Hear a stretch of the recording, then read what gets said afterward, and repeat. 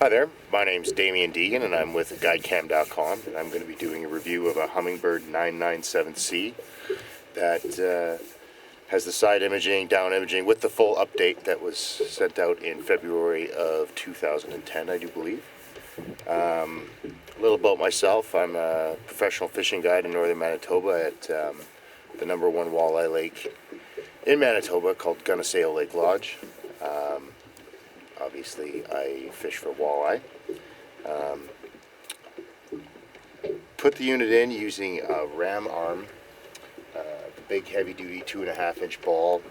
I used the short arm and then bolted it to the universal bolt, the actual housing for the Humminbird.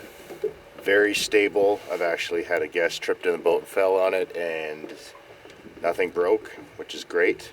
Also, very noticeable how any vibrations in the boat or banging really helps support the Humminbird from the electronics inside from banging up. One thing that should come first, I'll go through some of the negative things, and then go on about the million good things. Negative things: they should just pack in a screen protector. You would not believe the slime on top of this fish finder with all the walleye that we catch here at Gunaseo Lake Lodge. The cover, I loved the cover when I had it before it flew out of the boat, but windy day, wind caught it, off she went. I'm sure Humminbird will be nice enough to send me a replacement cover at a very, very reasonable price. I hear they have excellent customer support.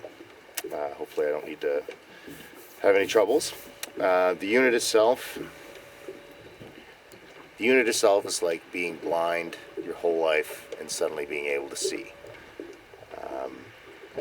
I've read in many other reviews that you spend the first day driving around and look at all the things you've been fishing, and it's absolutely true. It's like we were in the spring here at Gunaseo. We fish a place called Walleye Hole. They spawn in this huge bay, and it's very shallow. We're fishing 10 to 5 feet, and it doesn't get any deeper than 11, maybe 12, and that would be for a very, very short stretch.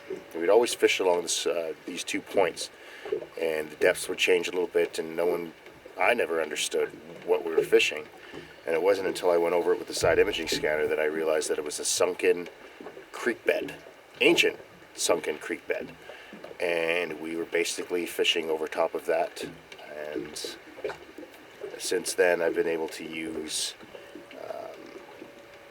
generate GPS coordinates where I can maximize where the big walleye hold depending upon the wind conditions, thanks to knowing that it's a windy riverbed. It sounds so simple, but no one had any idea until the Humminbird pulled it up. I love the 2 slots for the SD cards. That's great. I use 8 gigabyte. The fastest one I could get, I think, was like 24 megs per second or something like that. I would recommend the fastest card you can put in there. It seems to work a lot better when you're recording. Recording data is great. I actually haven't used the Humminbird software yet. I use software called DrDepth. The website's DrDepth.se. Looks like just a young guy made his own software that makes 3D maps based on GPS coordinate and depth. One negative from the Humminbird compared to the Lawrence models is Lawrence stores bottom hardness in their navigation data where Humminbird doesn't. DrDepth.se can generate maps based on bottom hardness. So, for example, there's a bay here on Gunaseo Lake called O'Daniel Bay. Big, huge, flat bay, roughly 4 to 8 feet deep. Very, very flat and gradual changes in depth. And I'm positive they're holding over gravel spots. And wouldn't it be nice to be able to just do a couple graphs of the lake or that bay and know where every single hard spot is? So that's one thing Lawrence has over Humminbird. I did a lot of research. I'm glad I went with the Humminbird. It's an absolutely fantastic model, especially in combination with DrDepth.se. And since there's no plastic cover, I brought my own stuff to clean it up. Hope you enjoyed the review with GuideCam.com, and happy fishing.